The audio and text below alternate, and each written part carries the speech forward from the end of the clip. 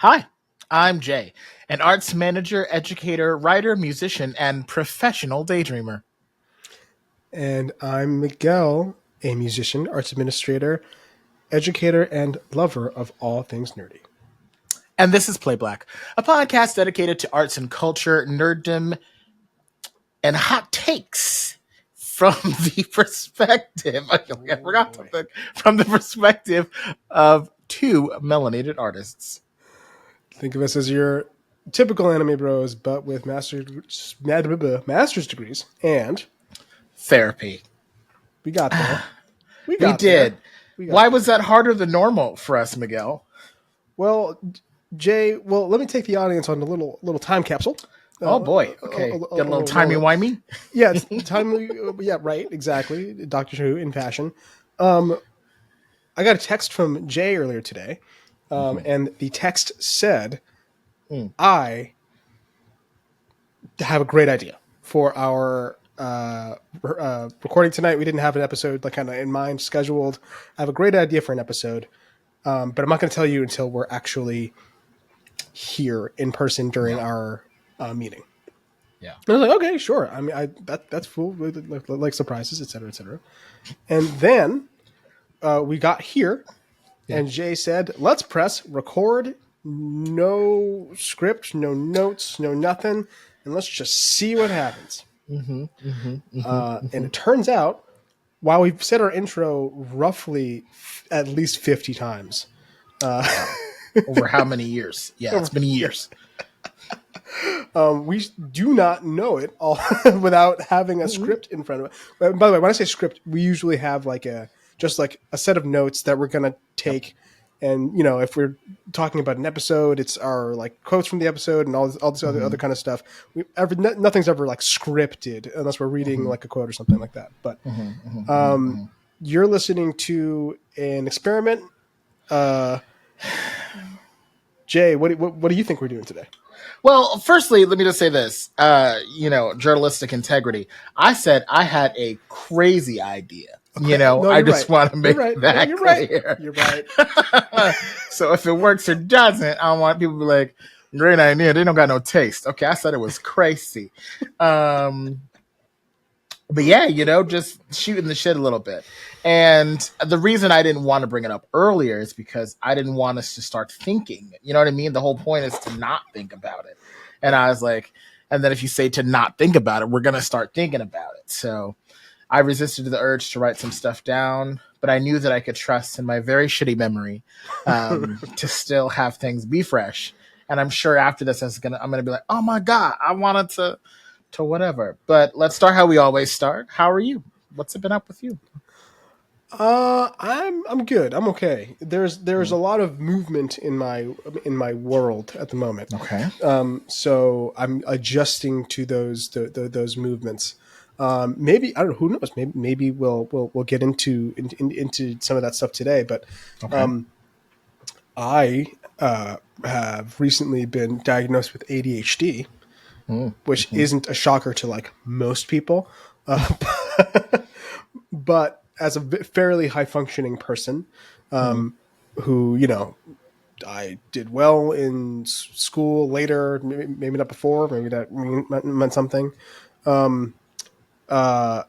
It was not a surprise, but this is something that I have to actually deal with, and am now medicated, and it's wild. Y'all neuro, you feel a difference already? Oh, it was immediate. Oh wow! Immediately. Okay, well, first off, I was worried because I thought that a stimulant, which is usually what you're given to kind of for ADHD, would spike some anxiety stuff, and I deal with that kind of stuff as well, and I was worried about it. And my psychiatrist was like, actually, usually if you have ADHD, if you actually have it, the stimulant calms you down. It actually brings you lower because you're able to focus. And literally the first day I was like, oh my God, I very much have ADHD because wow, the mind is quiet. like, Mm. which is weird because my mind is never quiet. Yeah. And it's not a catch-all. Like it's still difficult to like choose what I focus on and Sure. pivot and kind of move through things. But it's been a big adjustment over the last 2 weeks just to Mm. kind of get my stuff straight. I need to build new habits now because my mind is working Mm. different. So that's been like the majority of my last couple of weeks has just been fiddling with my brain a little bit and trying to get Mm. the kind of the cocktail right. Have you told your Yeah. parents? No, that's a great question. Mm. I haven't yet. Mm. My my parents are actually. I'll say my mom is actually like an outlier in the island Caribbean mom Yeah. stereotype of like nothing's wrong with you, you're fine, you know, like Right. that kind of Here's some like garlic juice. Yeah. yeah, but exactly. Shark skin oil. Do you Right. wash it down with some 7-Up? Yeah, no. Right. Because there have been mental health struggles in that side of the family Mhm. amongst her siblings, so some that are serious and needed like medical intervention. She was aware that like sometimes your mind just doesn't work right, and that's like Yeah. a normal thing. So she's always been like pretty spot on with that with the looking out for mental health, and she goes and works on her mental health in different Yeah. ways, et cetera, et cetera. Father, not so much, but he tries. Sure. I can't really complain Mm. about the trying part. Is it misguided from time to time? Yeah. Could it be harmful? Sure. but but I do appreciate that. I lucked out with some wonderful, sometimes absent folks who Mm. take my stuff seriously. I'm also extremely Mm. independent, so like it is what it is. Right. Yeah. But yeah, that's me. How are you? What's going on with you? Whew. How am I? What is going on with me?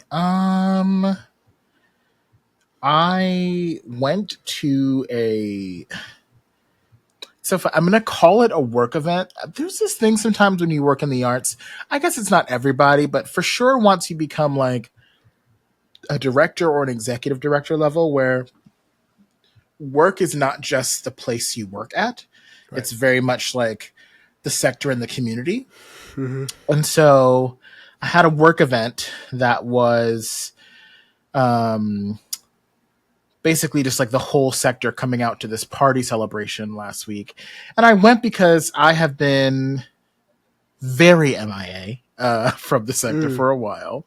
I've been called out on it a couple times. And I think I'm already not necessarily a very normal ED in that, like, I hate schmoozing. I hate fundraising. Yeah. I'm a program person by heart and an educator by heart. And so, like, sometimes just like the very like smiley, handshaky public part of being an ED is very hard for me, particularly as an introvert. But I was like, you know what? It's been a long time.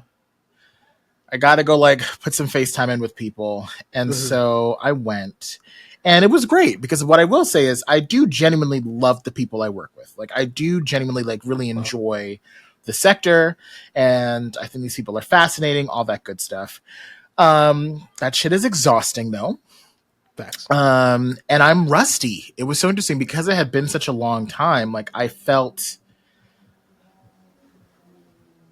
being Yeah. like cool and gracious and kind and buzzy and fast. It takes a lot. And I was just like, Yeah. oh my God, like, oh shit. And so there was this point, low-key, I think someone got mad at me. So there's this point where literally I saw someone that is my friend. And I still had to be like, all right, Cottle, here we go. And I like worked it up when I got there. And so I'm talking to this person and then it becomes like a parade where like one person steps in and I go, oh my God, 1 second. Hey, oh my God. And then literally it's a revolving door for like the next 45 minutes of just like, I'm talking to somebody and someone else comes and then the other person kind of just like melts and disappears or whatever. And so this one person who I did not know and had never met like came over, introduced himself. Don't know how he knew me or whatever. And we're talking for maybe 1 minute. And then someone else I know walks over and I was just like, oh my gosh, 1 second. Hi, how are you? And then the guy like makes a face and he's just like, okay, well, I'm going to head out. And I was like, did I hot potato wrong? Did I like not? I was like, I hope I didn't offend. So yeah, I sent a follow-up email about that because I was like, this guy does not seem happy. But I was just like, okay, Jay, maybe there's better ways of like doing that. And so it was just, it was a good event. It was exhausting. Somebody I talked to was just like, listen, the way I approach these events is that we are a room full of introverts forced to pretend to be extroverts. And like, that makes me feel better. And she's like, and I napped before I came here because I knew how much of an energy suck this would be. And I was like, oh, I'm loving the strategy that you're using around this. I'm just like, I'm taking notes and like, absolutely. And so that day I realized that like this summer, I just need to be outside a lot more between these 3 events that we're doing, some more sector events. We're doing in-person rehearsals and recording sessions for Akeem's Alchemy. Woo. Dunamis has some events. I'm just like, and then I have conferences I have to go to and workshops to do. I'm just like, oh my God, I'm going to be like, and then there's weirdly social things I'm doing. And I'm just like, I got to be outside a lot. And I'm thinking that I actually need to like, strategize and prepare and find some ways to like be able to manage it. So Yeah, that's where I'm at. Just preparing for a season of that. And it doesn't give me anxiety. Just I am a little wary about it. I'm just like, oh boy. yeah. Oh boy. I mean, So yeah, that's me. that makes sense. There's a lot going on there. Well, you said a couple of things that I want to address, but first you mentioned that we have live events, and I don't think we've actually talked about this. I sure did. I sure did mention that, and we have not talked about it. Yeah, we can address it now, or and get back to what you were feeling, or we can talk about what you were feeling and then address it later. I mean, I take it from you. Either one works for me. I'm amiable, you know. Okay, y'all, we're gonna hold that. We're gonna put it over there, and I want to hear about about Jay, because I feel that at events all the time, literally all the time. Yeah. I feel like like a three kids in a trench coat, like, oh no, they're gonna figure me out. They're gonna know that I'm not supposed to be here.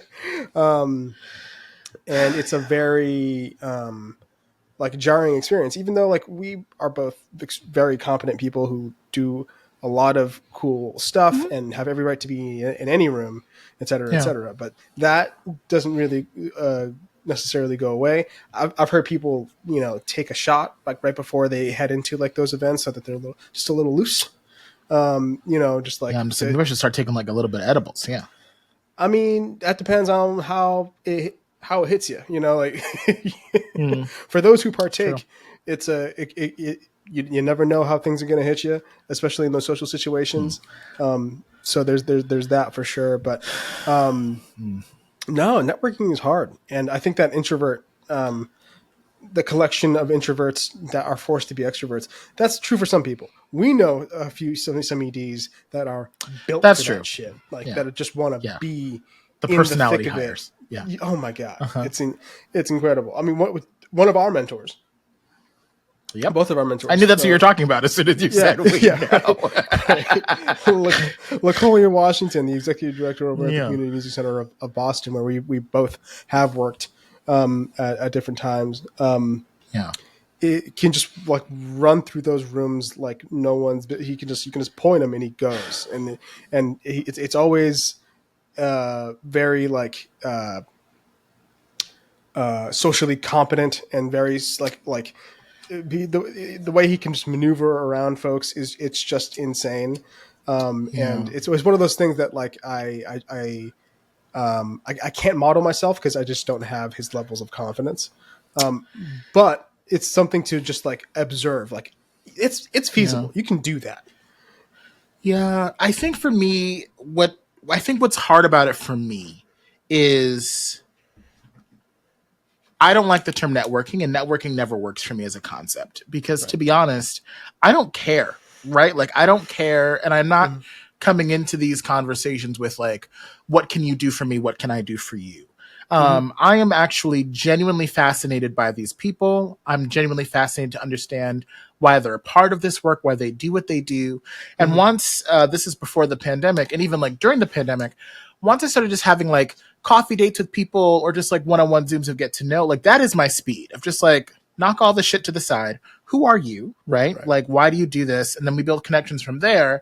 And then the work comes afterwards because, and even when the work comes, I feel like it's much more aligned and grounded in like who we are and what we want. And I have like a better understanding of how to make those connections. I think it's just the speed of these events Mhm. sometimes. It doesn't lend itself to me. At least I haven't found a way of like finding a way to have an authentic moment sometimes in the cadence of bang, bang, bang, bang, bang, bang, bang. And there's just like so much happening. So I feel like once I figure that out, and I'm also thinking like it is actually a little overwhelming for me because I'm somebody that likes to read, wait, see, digest, and then Mhm. respond.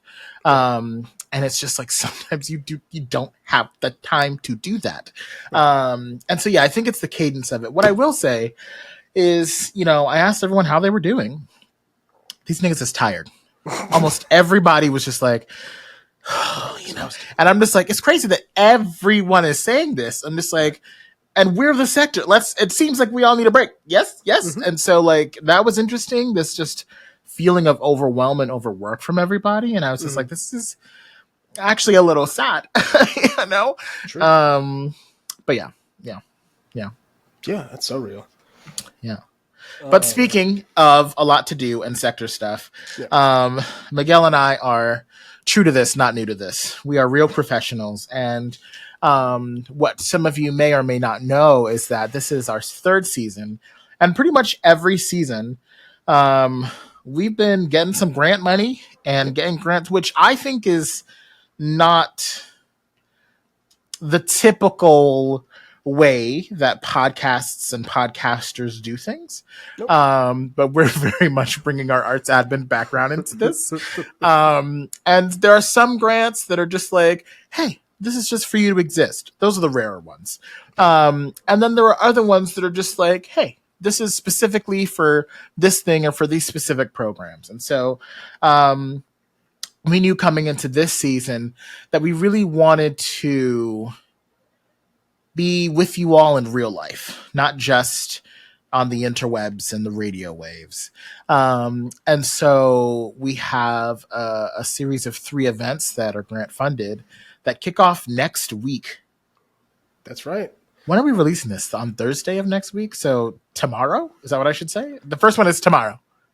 Yeah, we can mess with the release schedule. Put out X-Men Part 2 later. Oh, that's so right, because X-Men Part 2 is the thing. Oh, I don't know when. Okay, so let's just say what the dates are, Yeah. because who knows when Right. you'll hear this? Because at some Right. point you'll hear it, and who knows where we'll be. So June 21st Right. is the first one. That's a Friday. And what are we doing on that one? What's that one, Miguel? We are hosting a game night. We're Mm. bringing a bunch of tabletop board games. We're bringing some Nintendo Switches. We got some Mm-hmm. food. Yep. We got some trivia. We're still trying to work out what we're Yep. going to do for trivia. Yep. And it's all going to be at 15 Channel Street in close to Dorchester in that kind of almost Seaport Yep. esque area. Mm-hmm. Mm-hmm. Um, and Lofty brick vibes. yeah, Very lofty brick grown. vibes Very artsy. at the cultural incubator, and we're just gonna have a good time and just be in community Mm-hmm. with you all. Yeah. So if you're in Boston on Friday, June 22nd, and you have nothing to do that night, and you want like a low key great hang with a bunch of nerdy people of color, where there's not going to be a better place to be. Come on over. Come on Than down. yeah than play Black Game Night. Yeah. Then Jay, we have another Yeah. event. We sure do. And that event is on Saturday, July 13th. And we watching a movie, y'all. So we are going to be doing a screening. And this one is going to be at the Foundry, the Cambridge Foundry. and we're going to be watching and then having a discussion about Attack the Block. It is a cool little thriller sci-fi movie comedy that came out a few years back, one of John Boyega's early films. Also features the 13th Doctor? Is Jodie the 13th? Yes. Yes. Yes. The 13th Doctor, Jodie Whittaker. Again, super chill, super cool. Just going to get together, watch the movie, talk about it, eat some food, go home. Nothing crazy.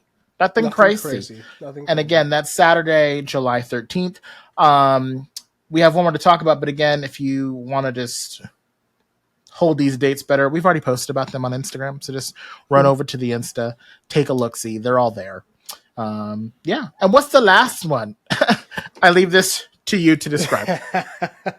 The last one is actually in partnership with the Better Beaches program here in the wonderful city of Boston. So it is a program we're calling Scenes on the Beach.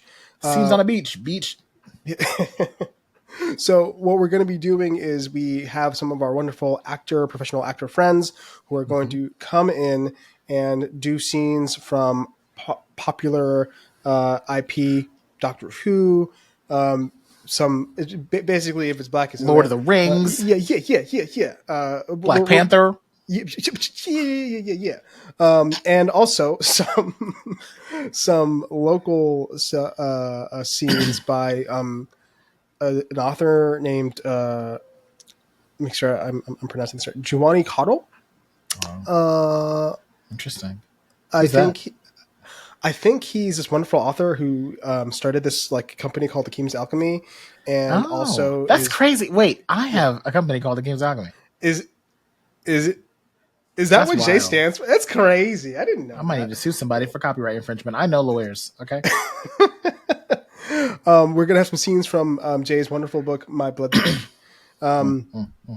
as well. We're gonna be doing some trivia there as well, and also just talk about what or how stories affect us and why it's important to tell them. So that is going to be July 21st. I want to say around 4 or 5 p.m. Yep. At Carson's Beach, and it's going to be in the gazebo in that picnic area. Hopefully the weather, allows us to do that. But regardless, it'll be a great time. So Play Black is going live, y'all, with 3 events this summer. Play Black Summer. Embody that bit of community that we've been talking about here out into the world and hopefully back onto the interwebs. So we have this beautiful circular thing going on where you see our beautiful faces online, you see us in person, and we're just constantly feeding that nerdy love in your heart. Yeah. So just come chill. Tell your friends just to have a good designated safe space to be chilled. Chill out. Yeah. Chill out, bro. Yeah. Okay, so this is random. But as I mentioned to you, I've been feeling very brain dead today. And there's this grant that I was supposed to be working on that I was not. In an effort to avoid said grant, I was watching a couple YouTube interviews, one of which was Willow and Questlove. Now, like I don't know if Smith and Questlove. Yes. I don't know if you've been listening to Willow Smith, but like Willow's been having... It's kind of unfair to say like a renaissance, but it feels to like everyone plugged into her that she has leveled up and fully kind of stepped into her artistry. And is kind of not beating the Nepo baby allegations, because part of why she's been able to probably step into this so fully is the privilege she gets from being someone of privilege. But basically just like, it's giving snarky puppy, Ella Fitz. Just everyone's been like, "Oh, sis is a musician," right? It's like it's moving from this is somebody who plays music, and this is one of those like rich celebrity kids who's like doing a thing to like, oh no, this is like a musician who is respected by musicians, and like this music is like complex but good and all this kind of stuff. And so she's been getting a lot of attention and a lot of whatever, and to the point where like Questlove is talking about like, you know, just how much he's appreciating her work, and like how it was his guitar friend who was just like, have you heard Willow? and like what she's doing on the guitar and stuff. And she's just like, that's crazy because she's self-taught. And so it was just this great Whoa. conversation of watching her like be like, the reason that I've gotten to this place is because I wanted to be a real musician. And so I developed my ear and I rehearse 3 hours a day and I like meet all these people and like I've really been experimenting and trying to grow. And it just kind of made me think about how art is hard and Yeah. how like you have to commit to it. And as she's having that conversation for you and I in the backdrop of our lives, we're mentioning Akeem's Alchemy, like we're also both doing these like artistically rigorous things that are new for us in a way. Yeah. I'm writing a whole audio drama. You're composing and scoring that. And so I just was kind of thinking about like taking a step back from the noise of it all. You as an artist right now in this season of stretching and growing, how is that landing for you? How are you feeling? Like, what are you working towards? Just like, what is that like for you right now? No, that's super interesting. Because I've been thinking about it a lot, especially in the last like 2 weeks with this with the mental health and the ADHD stuff, because it's literally like changing how I think. Right.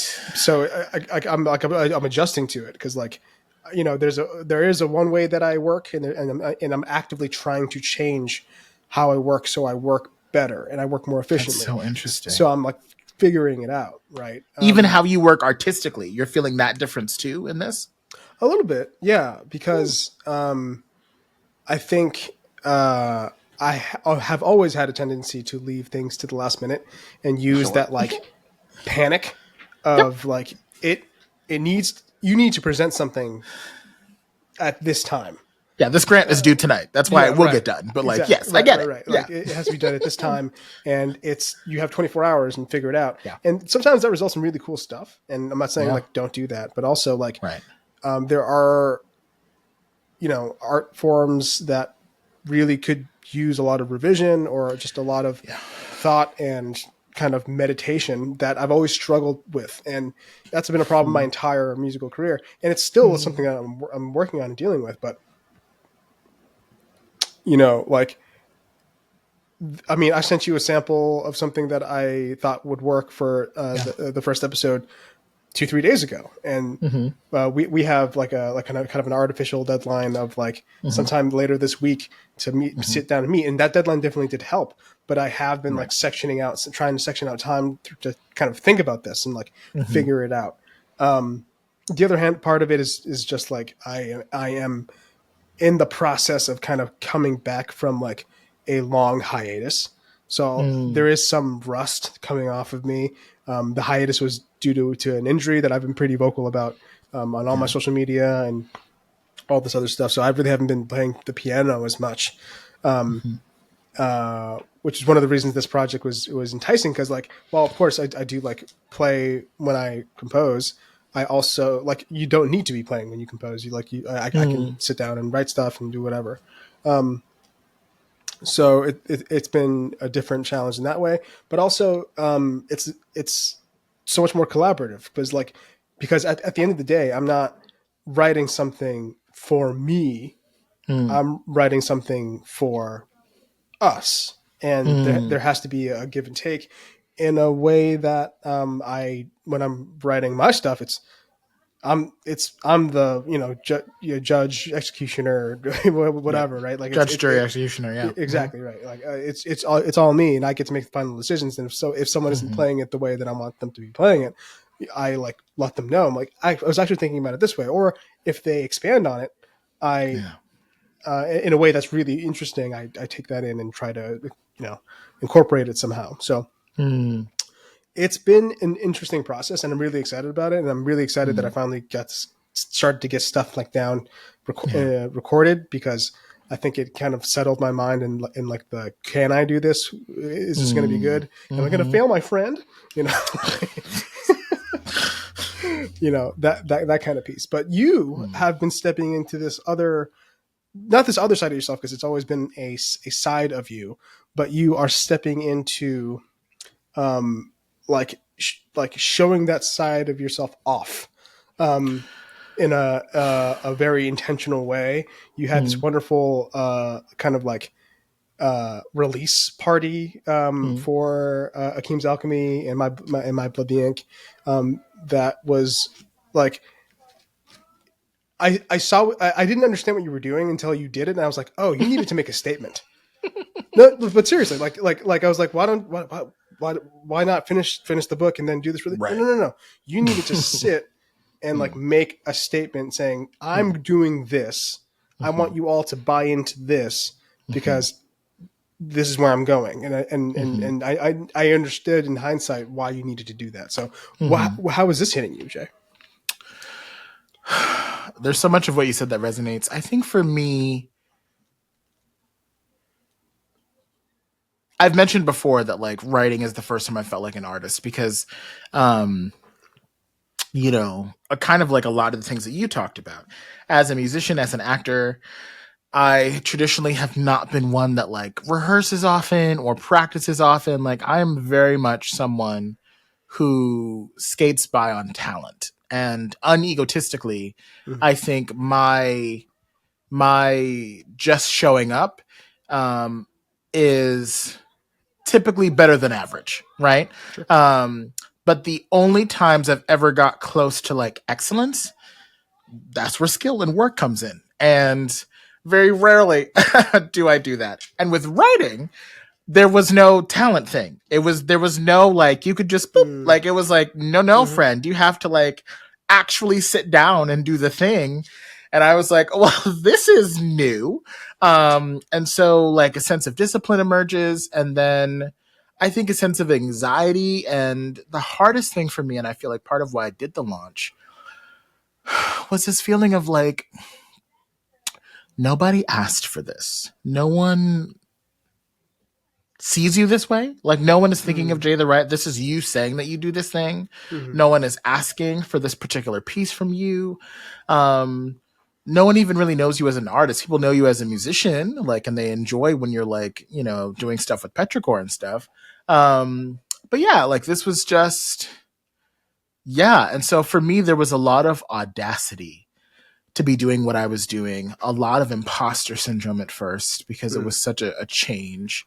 Um, and then I also have this issue sometimes, and I felt this way when I was first EDing of like, I love education. I'm a nerd and I love being an educator. And sometimes a problem with that is I think I need to be educated in a very formal way about something before I'm Sure. allowed to do it or feel like I'm allowed to say that I do it. Mm-hmm. Um, Even if I've been doing it, it's just Right. like, Right. right, but did you study and get a piece of paper about it? No. So you don't actually know what the fuck you're doing, right?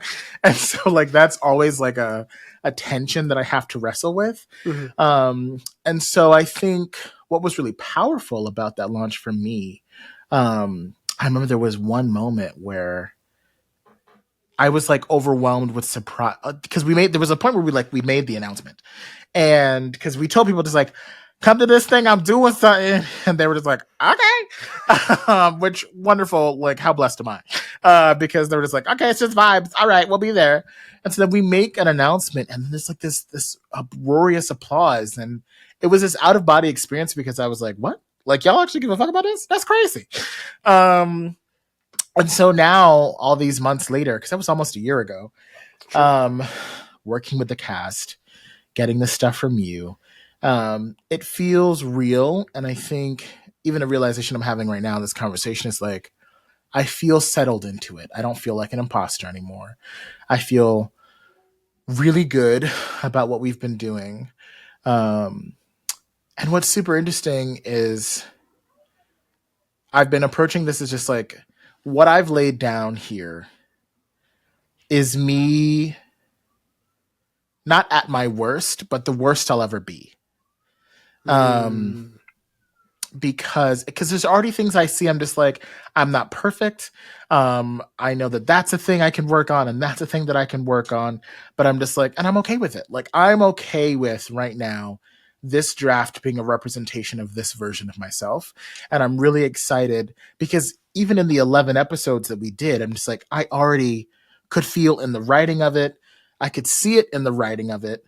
My becoming stronger, my like getting better. The last episode of this season is a piece that I had to completely overhaul that I wrote like a year and a half ago. Wow. And I had been avoiding. And night and fucking day, the two of them. And I was like, oh, okay. So like we've been around the block.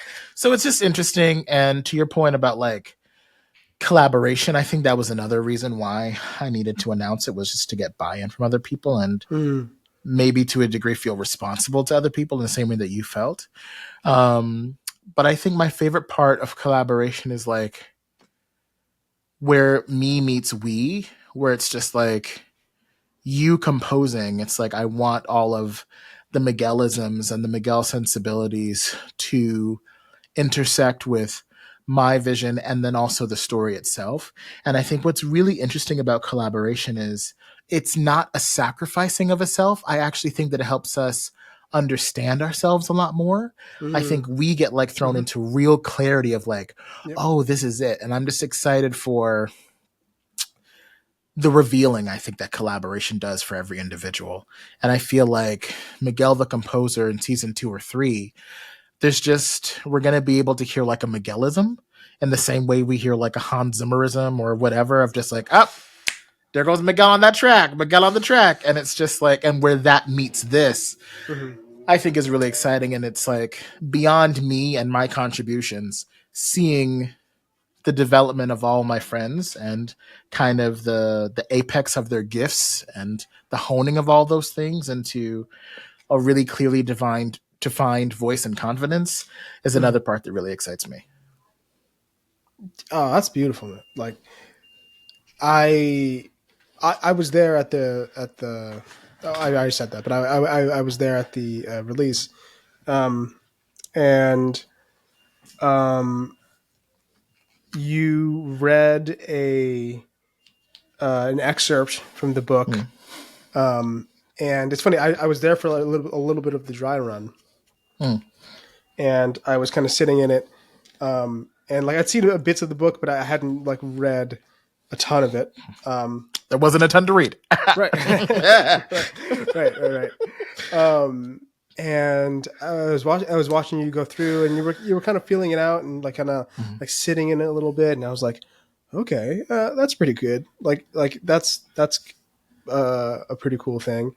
And then there was like a switch, because when you read it for the audience with all the sound effects, and you read the entire excerpt, and you had this whole arc planned, and it hit. You could hear a pin drop in that room, and you really like set a tone for what this was, and I'm bringing that up because you were saying like you almost have to like prove it to yourself and get buy-in from others that this was going to happen. And for me, that was the moment, because like you'd done all this other pre-work, et cetera, et cetera, et cetera.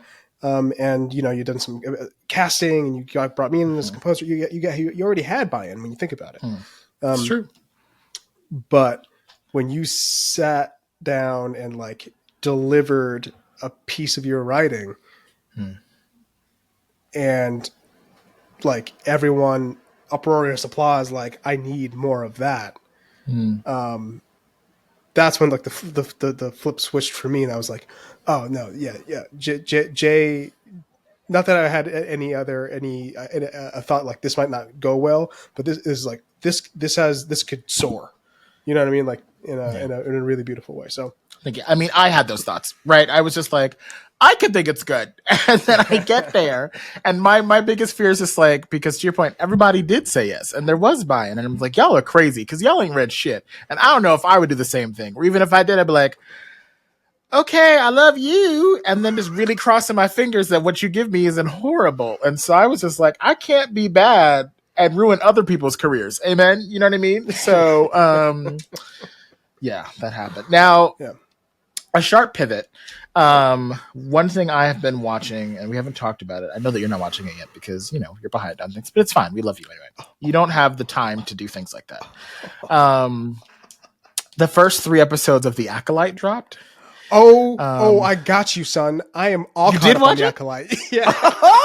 Oh, plot Get out of twist. here, bro. I was like, Okay. he's not going to say the Acolyte. He's going to say Doctor Who. He's going to, yeah, because Hilarious. like, No, it's I like, know that no, you're not with yeah, Doctor. yeah, So right. now, let me know your thoughts on the Acolyte. Yeah, that's so funny. Ah, ha, ha. No, yeah, no, I felt self conscious because I wanted to be up on it because, Got it. well, first off, the Acolyte, for those of you who don't know, is a new Star Wars show, that, is set in the High Republic era, about 100 years, before, the Phantom Menace. Hmm. They haven't given us an exact year, like BBY, like before the Battle of Yavin, of Episode 4, A New Hope, but like it's Okay. about 100 years before the Phantom Menace. Okay. So, this is a different time for the Jedi. They're like in the midst of their like longest peace. The Sith Mm, have been like eradicated, mm. and it's something we've never seen on screen before. It's something that's been touched on in the books, but the books are Oh, like the really, Jedi at their height of their power. yeah, we've never seen it, Mm. because really, like, maybe like 50 years before the Phantom Menace, they've been on the decline. They've already started to be like actually in this show you start to I see that mean, right. they've started to be corrupted by politics and Mm-hmm. and Mm-hmm. and, and all this other stuff, but Mm-hmm. they're not as dogmatic here as they will be, when we see them, in episodes 1, 2, 3, 4, 5, and 6. Um, Mm-hmm. so, it's a very different thing that we've seen. It also is prominently features, many black characters, and,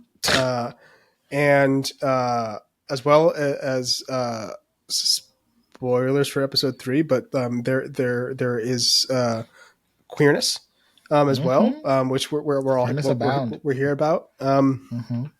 and, playing with different views or point of views of how to engage with the Force, which has Lots of women. lots of women, right? Mm-hmm.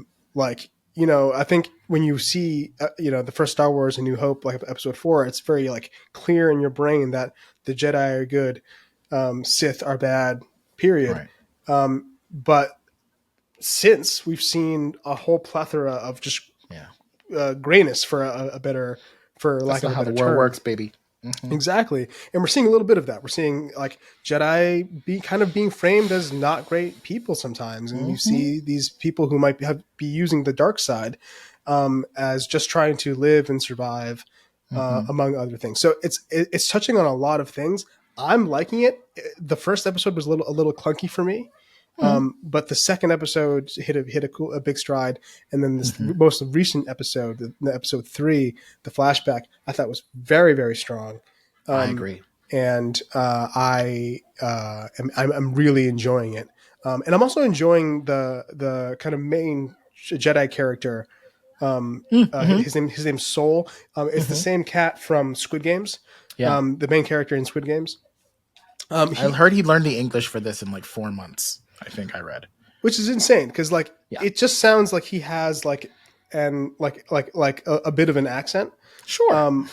but like he's delivering them with beautiful gravitas, and like Mm-hmm. it's great. Mm-hmm. Like I thought in the first episode it felt kind of clunky, but like Mm-hmm. after kind of getting into his character a little bit, Yeah.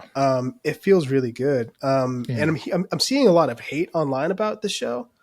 Um, But you know why? And I'm glad that you said what you said, because of the two of us, you are the Star Wars person. Like, mhm, I watch a good chunk of them, but like I do not consider myself like a nerd about it. I will right. always try out the properties, but I don't have like a sense of beholdenness to it.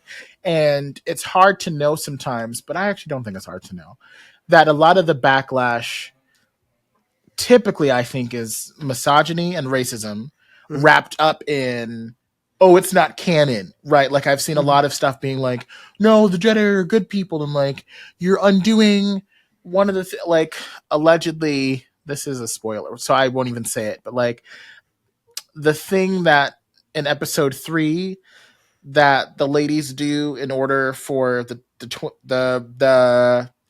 protagonist mhm, to be mhm. Yeah. Like to be. Do you get Yeah. what I'm saying Yeah. here? I know what you're saying. Yeah. Okay. Yeah. Allegedly, like that's not a thing that could just be done. It was supposed to be Anakin that had done something like that for, and I'm just like, Mm-hmm. for the rest of us who don't care that deeply, this is great. We've seen a lot of people come. We've seen a lot of Yeah. women. This feels very original. It's not the same damn story that y'all are obsessed with all the goddamn time. Yeah.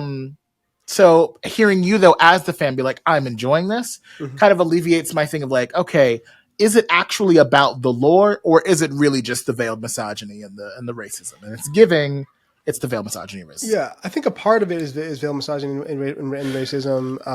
Like, oh, it's just too woke. There's too many women. There's too many. It's like all that kind of bullshit. Like that. I just it shuts down the conversation because like you're not even willing to engage. So like, why am I even talking to you? At that point, but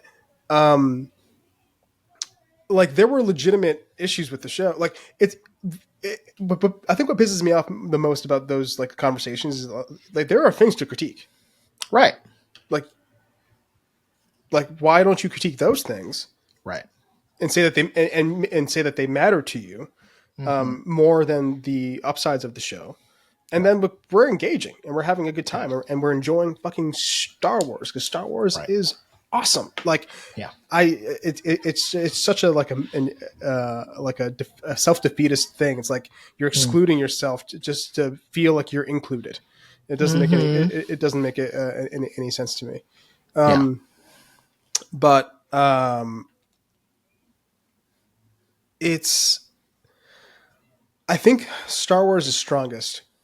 This new modern Star Wars is strongest when it one gets away from the Skywalker saga. Amen. So I think Andor was one of the strongest, if not the strongest, like thing that has come out of Disney Star Wars. Period. Although Ahsoka is good and does tie very directly into the Skywalker thing, but true. I think that's the exception. I liked Ahsoka, but Ahsoka was it was a little clunky for me. The first season of the Mandalorian, I never watched it. So finish it. It was great, but it wasn't. It kind of wasn't really involved with the Skywalker saga. Rogue One is everything that leads up to the Skywalker saga, and in hindsight, is probably the strongest piece of Star Wars movie that we got out of all three episodes, and the Solo movie, and like that came off pretty strong. And then this again, not connected to the Star Wars saga, the Skywalker saga. So I think now that they've capped it off and like that's all done, and we can kind of get away from it, we can explore this really interesting universe with these incredible, like with this incredible lore and rich history. And I think the movie that's going to be coming out in a couple of years, not the Daisy Ridley one, not the Daisy Ridley one, but there's another one that takes place like at the founding of the Jedi, like thousands. Oh, I think I've heard of that. Yep. Okay. That sounds fucking amazing. Like that. like that sounds like everything I want to. That's what I want to see. Space wizards. We want space wizards. Samurai space wizard monks. Yes. Yes. Just give it all to me. Like please, just like put it in my face. So that was a rant, but obviously Star Wars is very special to me. Yeah, go off, game. And I think the more the fans appreciate this type of stuff, the more that Disney is going to make. I went on a little rant, but there's one more thing. The other thing that you need to have good Star Wars, besides getting away from the Skywalker saga, is real sets and prosthetics. Like doing everything in the volume and doing everything in CG. I'm not saying there's no place for CG. It's important, obviously. But like the reason Andor felt good is because it looked good. Those are real freaking sets. Everything, like they built a small town for like the first 3 episodes. Like I'm trying not to spoil because I don't know who's seen what, but everything felt grounded in a reality. And for the most part, I I believe the Acolyte looks great. Like Yeah. because it's actual sets and it's not all just shot on the volume and using CGI. Yeah. So I think if you start with those two things, and obviously a Mm-hmm. wonderful story and engaging characters and Right. all those things, Mm-hmm. but those two things I think are just so important for Star Wars. Yeah. I agree with everything you said. And I think for me, I'm also really enjoying it. I was just like, Mm-hmm. I feel like this is something I'm going to finish. Because I think with Ahsoka, I was coming in and I was just like, there's so much pre-existing story here that I do not know. I did Right. not watch, I think, was it 2 shows? Yeah, there was like 2 whole shows or whatever, with all of those characters. Yeah. And I did not know Clone them. Wars and Rebels. Yeah. Yep. And so I was just like, I hope that I can like come in and kind of manage. And I was still, I think the reason I was okay, with this one still dealing with the Skywalker saga was because I thought it was an interesting twist on it where like it wasn't necessarily about that story. It was about Anakin and his relationship to this person and the complexity of that relationship. And it's just like, how do you reconcile your master, your teacher, your hero, your guide becoming this thing, and then this rejection of, you know, what it meant to be a Jedi, what it means to be a child soldier, like what we've talked about before. Totally. And then with Sabine, again, kind of in her own way, just like Ahsoka kind of rejected Jediism in her way, Sabine rejected it too, and like needing to get back in. So I thought it was just like these interesting things, and interesting questions to play with.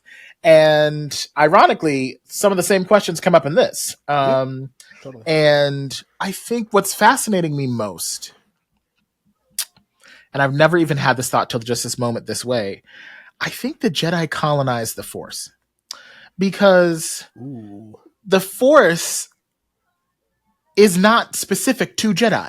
I think it's become synonymous with them, because they've made it that way. But like, I'm sure when we see this movie about when they were founded, I'm sure the Force existed before the Jedi founded the Jedi Order. Right. And so now watching them police other cultures and other people around their use of the Force, I think is very interesting.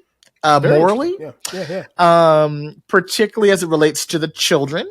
And I'm just like, oh, this is another very interesting, like, morality thing we got going on here. And I'm like, I'm interested to see it because I'm like, as much as Soul seems like he's a good one, I think we're watching the Jedi through, I don't know if it's just the lens of today, kind of move from being samurai wielding space wizard monks to samurai wielding space wielding cops.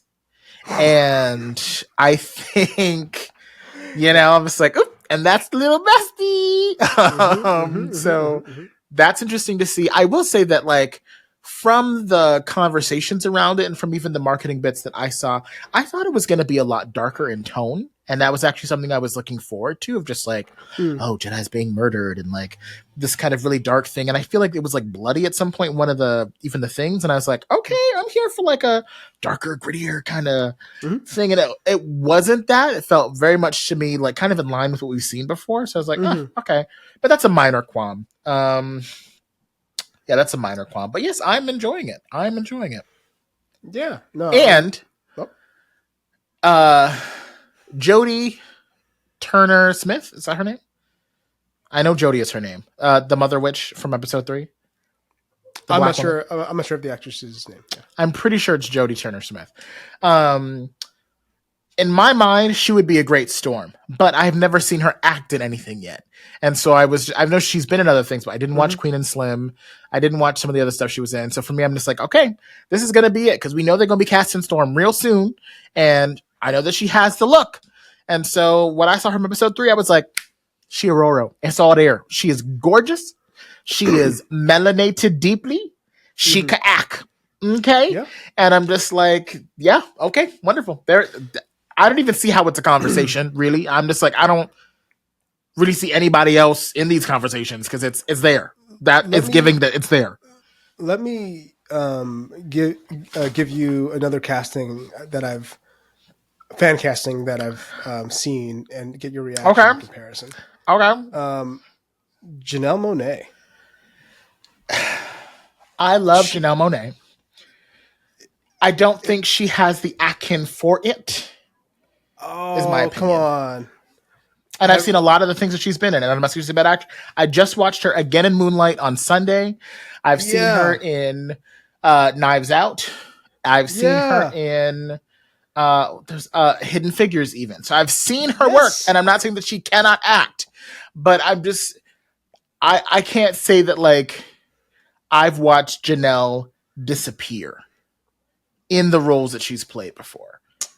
I Okay. think, and I'll say this even for myself, I think there are some actors that are very good at playing the emotional beats of a character. Like you believe their feelings, you Mm-hmm. believe their interactions. And I feel like that's Mm-hmm. the kind of actor that I am to a degree. It is much harder. And I think there are rarer actors where that person is gone and you feel like you're watching somebody else. And Mm-hmm. I've personally never felt that way with Janelle. That yeah, okay. I see I see I think I see what you're saying. I disagree. But Okay.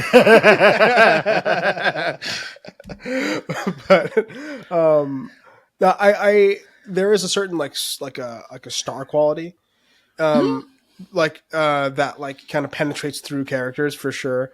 Like I think about Right. that. I feel that way about like George Clooney, for example, um Interesting. Yeah.